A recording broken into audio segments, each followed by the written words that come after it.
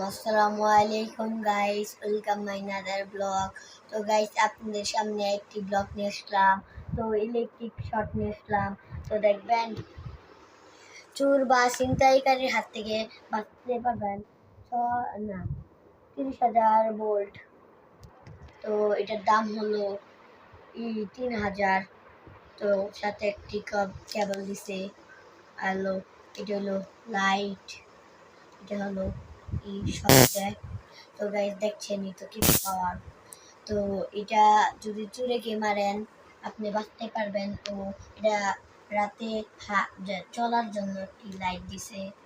তো চোর যদি মারি আমরা, চোর 10 মিনিট অজ্ঞান হয়ে থাকবে।